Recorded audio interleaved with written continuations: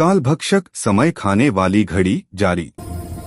चमोली का सन्नाटा अब बद्रीनाथ की पहाड़ियों तक फैल चुका था। गंगा की लहरें थम गई थीं, जैसे समय खुद रुक गया हो।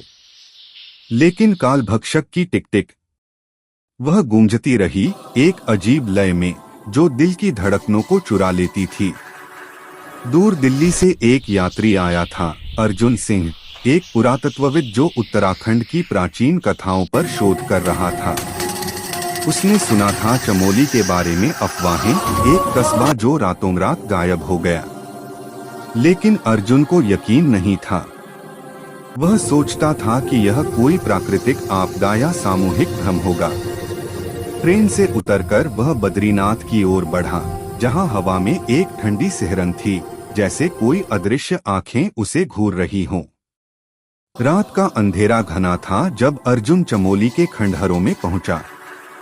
पुरानी हवेली अभी भी खड़ी थी, लेकिन उसकी दीवारें समय के साथ मुड़ी हुई लगती थीं, कभी नई, कभी सड़ी हुई।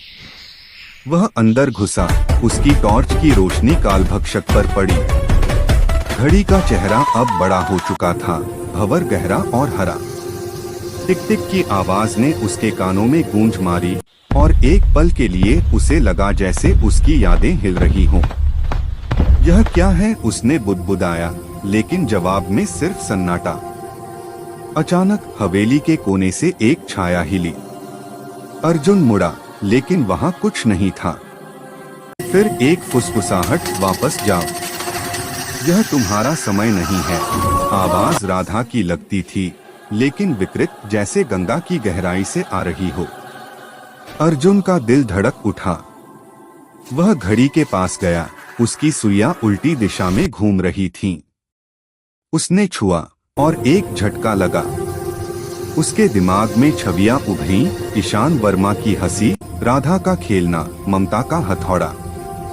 और फिर एक रहस्य, ईशान ने कालभक्षक को बद्रीनाथ मंदिर की एक प्राचीन किताब से बनाया था, जिसमें काल भैरवनाथ का जादू छिपा था। लेकिन क्यों? क्या ईशान खुद समय का शिकार था, या वह इसका मालिक? अर्जुन ने हवेली में खोजबीन की।